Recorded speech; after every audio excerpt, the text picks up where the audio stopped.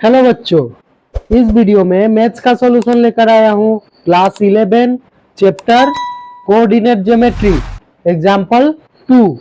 Example 2 में दिया है show that the triangle having vertices A B and C is equilateral triangle.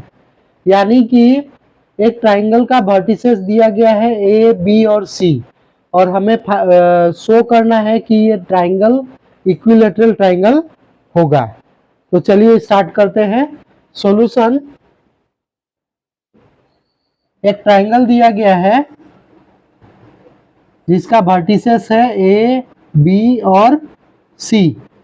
ए का coordinate हो गया ए कोमा 0 और बी का कोऑर्डिनेट हो गया माइनस ए कोमा 0 और सी का कोऑर्डिनेट हो गया ए 0 कोमा ए रूट 3।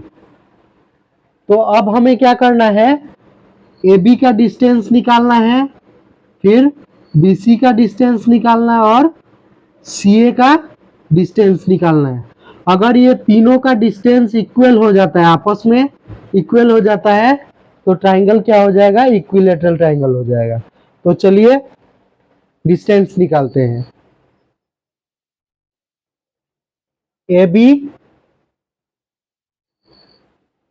ए बी का डिस्टेंस निकालेंगे root over x2 minus x1 whole square plus y2 minus y1 whole square. तो ये a है यानी x1 y1, ये b है यानी x2 y2। तो x2 का वैल्यू हो गया माइनस a और x1 का वैल्यू हो गया a। तो यहाँ पे पुट कर देंगे x2 यानी माइनस a माइनस x1 यानी a whole square plus y2 यानी 0 और y1 यानी 0, यानी कि 0 माइनस 0 होल स्क्वायर। तो इसको अगर कैलकुलेट करेंगे तो क्या होगा, ये माइनस से प्लस यानी कि -2a होल स्क्वायर और ये 0 का होल स्क्वायर 0 हो जाएगा। तो ये हो जाएगा माइनस का स्क्वायर प्लस 2 का स्क्वायर 4 और a का square a square root under 4a square. और इसको अगर रूट अंडर का बाहर निकाले तो क्या हो जाएगा, 2a हो जाएगा, क्योंकि रूट 4 का वैल्यू होता है 2 और रूट a स्क्वायर का वैल्यू होता है a। तो कितना मिला, 2a मिला। अब BC का वैल्यू निकालेंगे, BC का डिस्टेंस निकालेंगे। तो root over x2 minus x1 whole square plus y2 minus y1 whole square. तो किसका निकालना है डिस्टेंस, BC का। तो B हो जाएगा x1 y1 और C हो जाएगा x2 y2। तो x2 कितना हो गया, 0, x2 का वैल्यू हो गया 0 और x1 का वैल्यू हो गया माइनस a। तो यहाँ पे माइनस है और ये माइनस से plus a whole square plus y2 यानी a माइनस रूट 3, फिर फॉर्मूला का माइनस y1 यानी 0 होल स्क्वायर। तो ये हो जाएगा 0 प्लस a यानी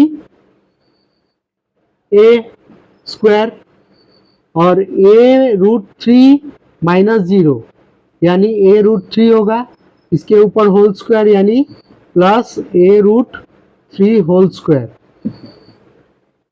ये a स्क्वायर हो गया प्लस इसका अगर स्क्वायर करते हैं a रूट अंडर 3 का होल स्क्वायर अगर करते हैं तो क्या होगा, a का स्क्वायर यानी a स्क्वायर और रूट 3 का स्क्वायर यानी 3, यानी इसको मल्टीप्लाई करेंगे तो 3a स्क्वायर। क्या आया, 3a स्क्वायर। और दोनों को प्लस करेंगे तो क्या होगा, रूट 4a स्क्वायर। वापस से रूट 4a स्क्वायर मिला, तो इसका रूट निकालेंगे तो क्या निकलेगा, 2a निकलेगा।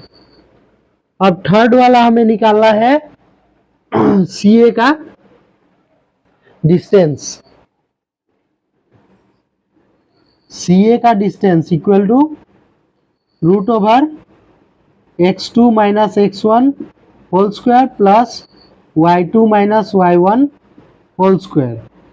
तो x2 सी ये है और ये है, तो c हो जाएगा x1 y1 और a हो जाएगा x2 y2। तो x2 का वैल्यू हो गया a माइनस x1 का वैल्यू हो गया 0 होल स्क्वायर प्लस y2 का वैल्यू हो गया 0 माइनस और y1 का वैल्यू हो गया a√3 होल स्क्वायर। तो यहाँ पे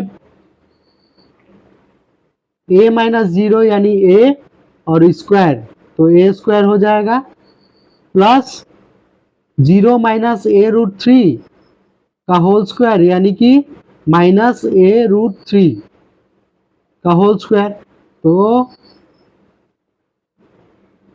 ये हो जाएगा माइनस का होल स्क्वायर यानी प्लस, और a√3 का स्क्वायर हो जाएगा 3a स्क्वायर, 3a स्क्वायर हो जाएगा।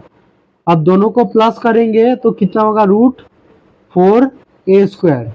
अगर रूट इसका निकालेंगे तो क्या निकलेगा 2a। तो यहाँ पे आप देख सकते हैं ए बी का value equal to B C का value equal to C A का वैल्यू, तीनों का वैल्यू क्या है इक्वल है 2a 2a 2a 2a, यानी कि A B C is a equilateral triangle.